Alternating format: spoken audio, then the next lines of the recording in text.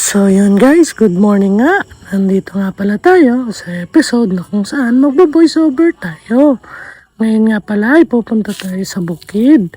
Hindi para mamasyal kundi manghuli ng hito. Kasi sabi ng tito ko, pag Sabado, masarap ang hito. So ito na nga guys, nakaset up na sila ng net para manghuli. Yung iba naman, namumulot lang ng isda kasi madali lang siya hulihin.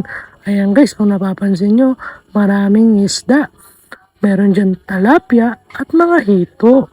So, ang tawag sa Laguna ng tilapia ay tilapia. Dito naman ay tilapia.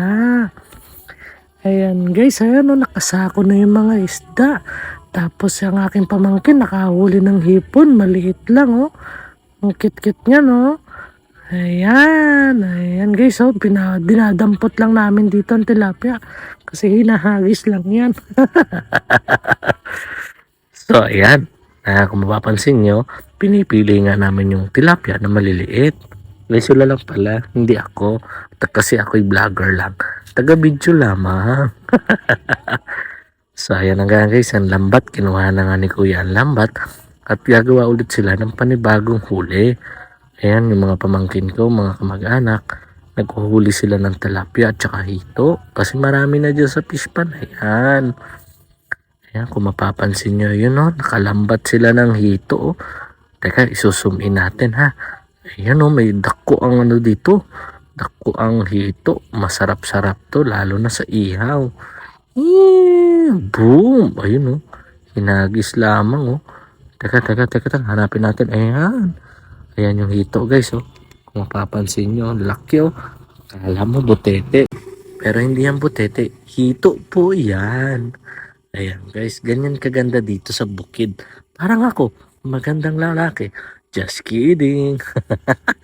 Ayan guys oh, dami na ng huli. Meron ng tilapia at hito. Wala nang iba. Ayan guys oh, laki ng hito. Masarap yan lalo na ngayon. Isusugba namin yan mamayang gabi.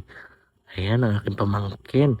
Ako na vlogger, syempre, kailangan ko lang manood. Kasi hindi ako pwedeng bumaba. Kasi sila lang muna. Sa susunod na ako. Ayan, alam nyo ba guys, mahirap din pala maging vlogger. Hindi pala madali. Akala ko madali. Pero anyway, balik tayo sa topic natin. Dito na nga ay nangunguha pa rin sila ng hipong maliit. Ayan o, kit ng batang yan o. Nagkukuha yan ng isdang maliit at malalaki. So sa dami-dami nga dito guys, may commercial pa nga ng kahoy dito na may kasamang tilapia.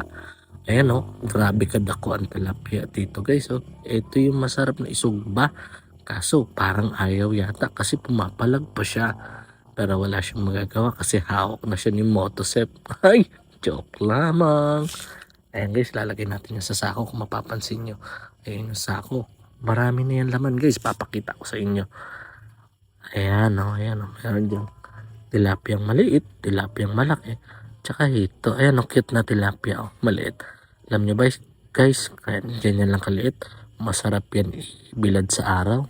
Tapos, ipiprito. Namit gid. Sarap nga. Sarap na yan diri sa Mindanao. Tara na. Ayan guys, kung mapapansin nyo, cute size yan guys. Pero masarap yan. Pasintabi sa mga hindi kumakain ng tilapia. Ayan nga guys, introducing Poki. Humahawak siya ng hito gamit ang dahon para maiwas tusok, iwas lagnat. Play safe lang ba? Iyan si Poki. Ito guys, ayan ang view natin dito sa bundok. Ayan, papansin nyo guys, mataas yan, puro puno oh. Ganyan kasarap dito sa probinsya. Sa taas ng bundok, sa baba, merong fish pan. Ayan guys, oh. Ito na nga pala yung mga nahuli namin sa fish pan. Ayan, mapapansin nyo, tilapia lang yan. Dako na tilapia, tsaka dako na hito. Kasi nga sabi ng tito ko, masarap ang hito, lalo na pag Sabado. Namit, sarap oh. Ayan ang mga pamangkin ko. Ayan guys, mga magaganda at pogi kong pamangkin. Siyempre ako, tsapera lang ako dyan guys. Kasi vlogger lang ako.